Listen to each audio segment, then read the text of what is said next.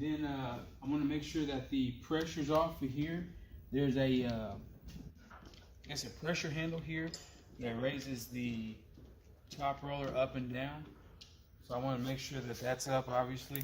Take my knife, and then I'm coming right in between here in the middle. And I'm just taking my knife and I'm cutting this. And then I'm pulling off the old material, old scrap, throwing it in the trash. All of these rollers have metal tubes. They're all the same, so you can't really mix them up. They all fit in the same thing. And then they've all got these pins that lock into the same place. I'll just set them down here while I'm changing out material. So I've got both pins out on that one. Pull this out. That just slides out there. If there's not a lot of backing paper on here, you could save these cores, or if there's a whole bunch, you could just throw it out and then grab a new one over there. But I'm just going to set this aside for the sake of demonstration. I got one here that I can use. Take my pins out. I'm just going to take this one, place it up here, and then these slots, these little deals here, fit into those. And there's only one on each side. So once I get this one in, got that there set, get my pins so that this doesn't pop out. Not that it would, but for safety reasons. And then my material, my laminate, always goes back on this one. So I'm going to pull my pins out. And there's not enough material on here to laminate what we're going to do. So we're going to put a new roll of laminate on here. So I got my pins out, pull this out. Take my old material off. Try not to let these hit the floor so it doesn't ding those up. Put that off to the side. You can set this somewhere. And then we're going to grab our laminate. And we only use pretty much two types of laminate, which is Avery 2060 or Avery 1360. But if you ask me, I can tell you which one we're going to use. For this, we're going to use Avery 2060 gloss. I'm going to have it sitting up to where the candles are.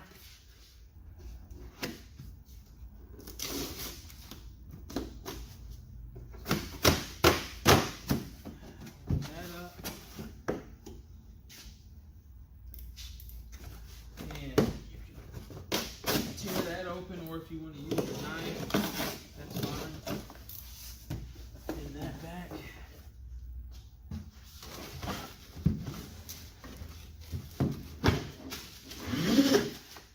Getting that out the box. Take off this protective plastic.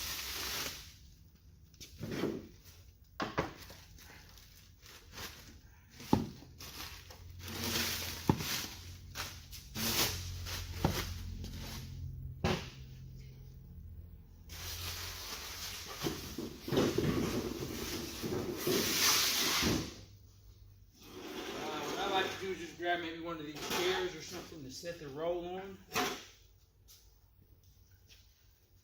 And if you look here, you want to have it going a certain way. So it's wound this way. So I want to set it down to where it's coming out this way. Just like that. I'll try to leave a little bit of tape there in the middle so I'm ready to pull that off. Again, just grab one of these, doesn't really matter, they're all the same.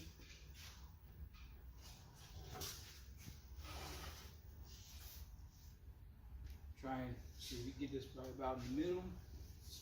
We'll lift it up. I want to get my piece of metal right here to match up into that.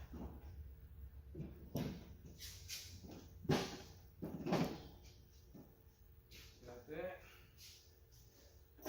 Get two of my pins. All the pins are exactly the same. Got that locked in. Want to make sure these are all even with each other and not too far apart. So I want to make sure this is pretty much lined up with that. Then I'm grab a cord, cardboard tube, cord, whatever you want to call it. Throw one into here.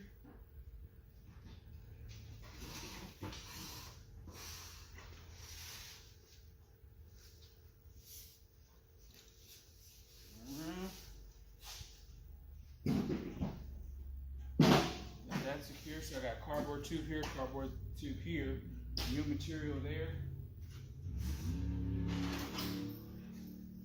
Got my pins in place.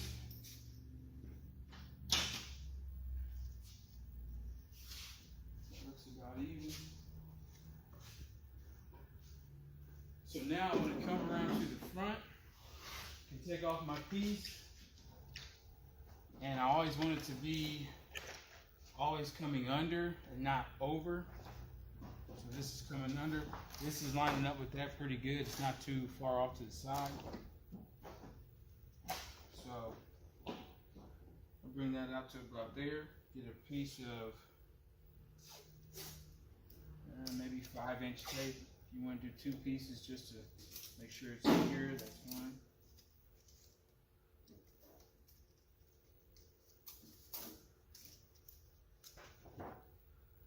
I'm going to take maybe 1.5 inches of tape to the backing paper of this. Then I'm going to twist it like a bow tie. And if I got too much material, I can always roll this back manually. My hand is about right there. Tape it down. And then what I like to do to make sure it's secure and doesn't slip off, take another piece of tape and put that over top of my little bow tie. Now, if you want to, you can make sure that's raised all the way up so you got enough room to grab it from underneath on the other side. And you're going to separate the backing.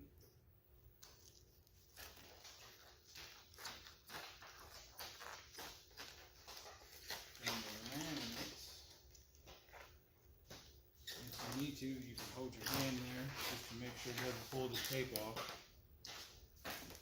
Roll that back manually with your hand. You're going to probably have the laminate to about here, not too far down. But about there is perfect. So you can come to the other side and with your fingers, grab underneath, reach under, grab it, pull this through. This is pretty important. You want to make sure that you get it fastened down so you got a good clean start and you don't start getting bubbles in your laminate. So I don't want it like that, you know, as much as I want it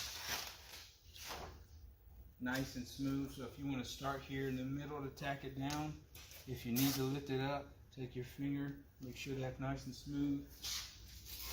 Keep that, take your finger, tack that down.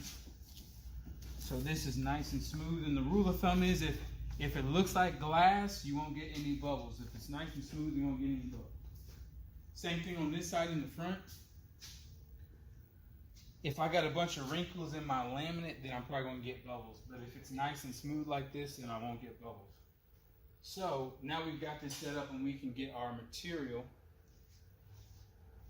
And we'll come over here. If you want to follow me.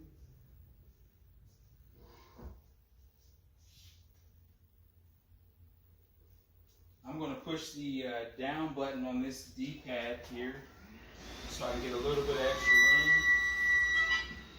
And I like to have maybe about 6 inches of bleed to start so it's not right up near the material, just in case I need to stop it and reset it. So I'm just going to take my knife and right here, I'm just going to rest it right here, cut it, keep one hand to hold the material because it's going to drop and start winding up.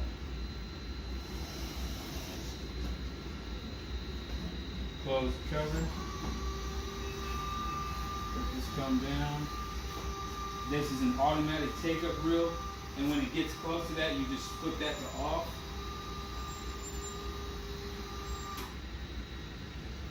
So I flip that switch to off. I'm gonna grab this. Take this out here.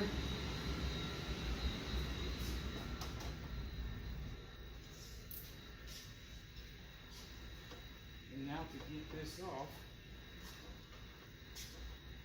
I'm just kind of gradually twist this out. I try to be careful because these plastic things can kind of break a little easy, so I got that out. This is my material I'm about to laminate. I'm going to just put a piece of tape,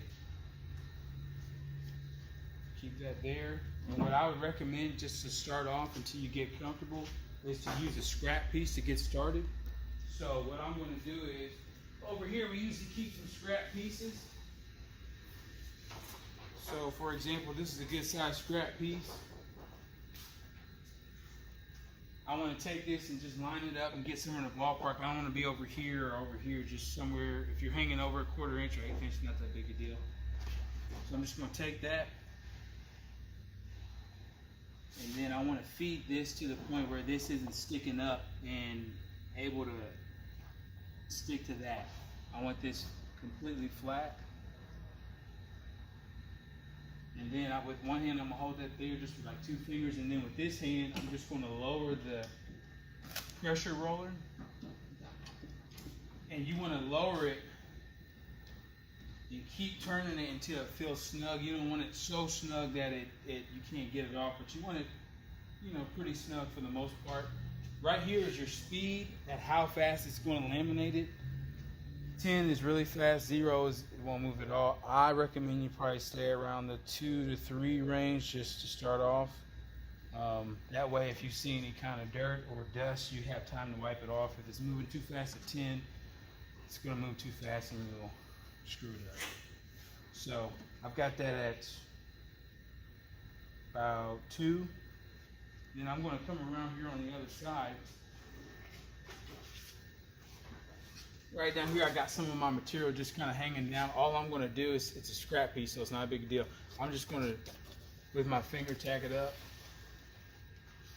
So this doesn't all bunch up when it starts rolling up. That's plugged in. Everything looks good. There's no wrinkles in my material. There's no wrinkles in my laminate. I've got it set to 2. I hit green, go.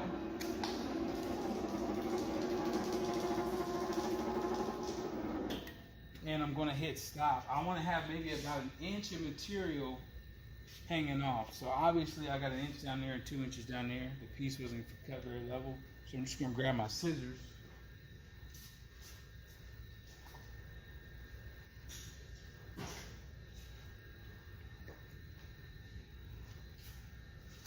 Now I'm going to cut off some of this excess. So I got maybe about 1 inch hanging out.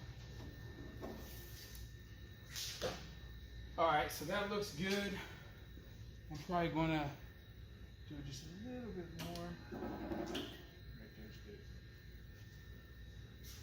Now I'm ready for my material. I'll grab my metal bar. There's one over here.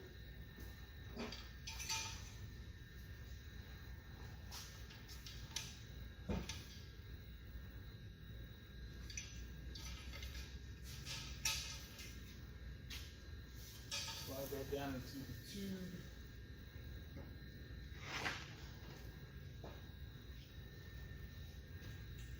Sometimes if it's a real heavy roll, this will fan out, but you want to have this pretty much flat.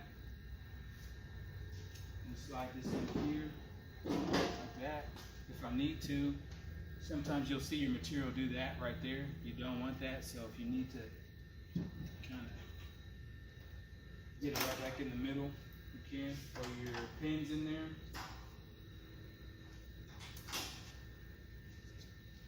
Again, I want to have this lined up as close as possible.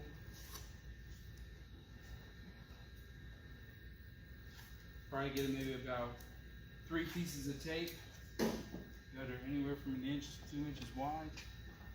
And what I'll do is, just to make sure it's lined up, I'll just kind of do a dry test. Obviously that's off, so I'll scoot it over probably about 1 inch. That's pretty close. Doesn't have to be right on, because really we're going to trim this off.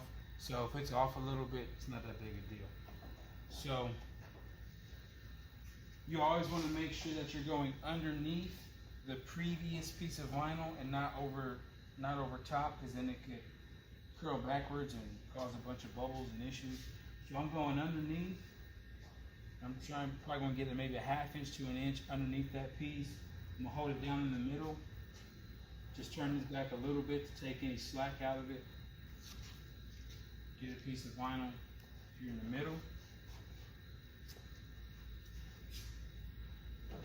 Same thing here on the far left.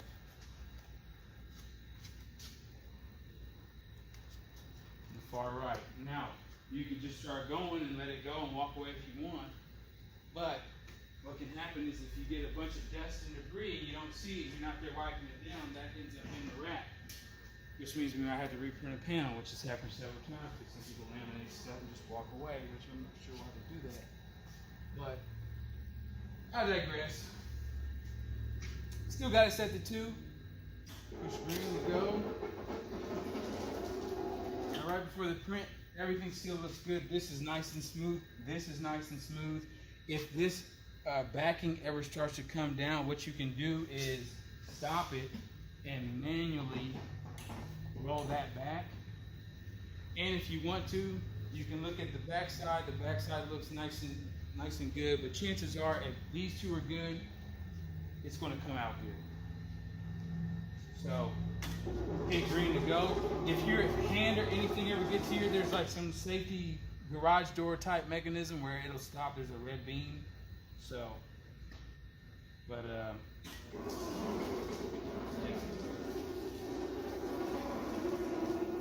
so I've got it set to 2. As time goes on, you feel a little more confident. You can bump it up to about 3.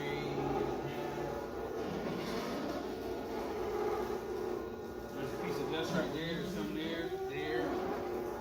So I saw a piece there. If you see something you need to hit stop, you can either hit this emergency stop or that stop. I'm not sure if there's one on this side. I think it's just over here.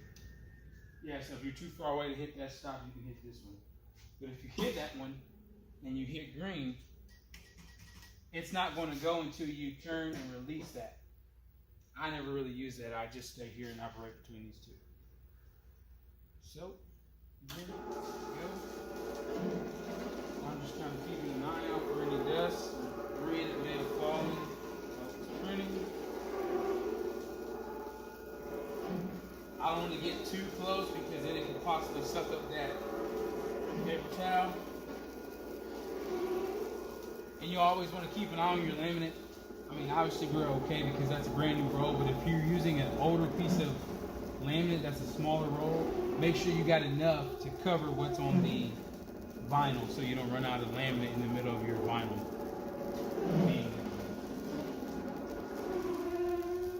So that's one. If this ever starts to shift or get off too far off and you need to reset it, we try to print with at least a 2-inch gap. So if you need to take your knife and cut here, matter of fact, I'll do it just to show you. Let's say this just gets real far off and it starts to get to where it's not going to cover the print. Just with my knife, try not to cut into these rollers. These are like $2,000 a piece, so if you cut into it, any gaps in the rollers will cause bubbles. So just with my knife, I'm just going to go right down the middle of this. Best I can. And then I'm going to kind of reset it. So I'm going to let this go until it's about 1 inch sticking out. Just like that. And same thing we did before. And I, line this up, do whatever I need to do. 3 pieces of tape. 1 or 2 inches.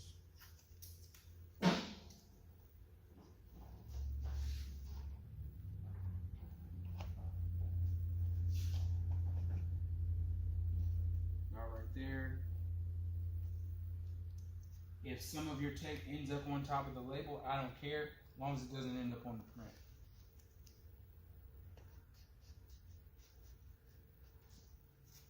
So you got that there, one there, one there, and there. It's faster for the sake of demonstrating.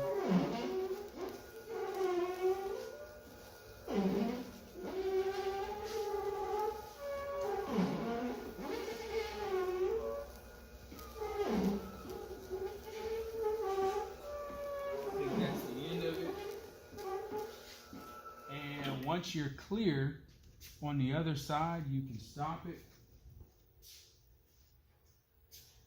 I'm just going to take my knife right here, cut it. If you want to tape it, you can. Pull my pins out. Take it over here to the table.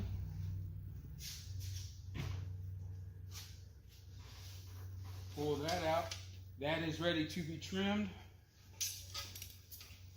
And if you're going to laminate something right away, do the 1-inch deal. But if not, it's very important that we take the pressure off of these rollers, because if you leave the pressure on these rollers for a long time, it can warp the rollers. So all I'm going to do is just turn it clockwise to relieve the pressure to the point where I see maybe a little bit of daylight, because I know I'm going to laminate something else here in a little bit, so I don't need to raise it all the way up to 2 inches and put new laminate and all the other stuff on. I'm going to be back here probably 5 to 10 minutes to laminate the rest of that stuff. And that's it. Okay. What are the most common errors that you could come across? Not setting up the material correctly to where you've got a bunch of wrinkles to start off.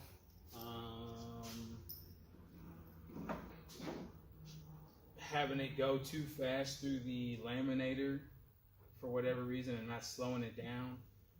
And if you don't, if this is like kind of cattywampus, you'll start to see wrinkles in the material, which will cause it to have bubbles as it's being laminated. Hopefully, if you're in the middle of a print and it starts to get wrinkled, you're near the end of that print, so you can cut it and reset it and start over. But sometimes you might be in the middle of a 20-foot print, and 10 feet in, it started off bad, and you just gotta hope it works itself out, kind of. But there has been a tendency for like a lot of laminating being done on one roll for it to kind of drift to the left a little bit. So you might start off with like an inch or an eighth of an inch hanging off, and then when you're done, maybe a half inch, which is why we try to give 2 to 3 inches of space in between the print panels. So if you need to reset it, you can. What if you underestimate how much laminate you have for your material and it stops in the middle of lamination? Then we've got to try to splice in a piece of laminate.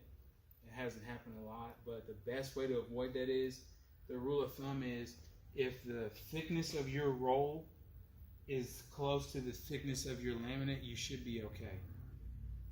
But if this is twice as thick as that, you're going to run out. Okay. All right.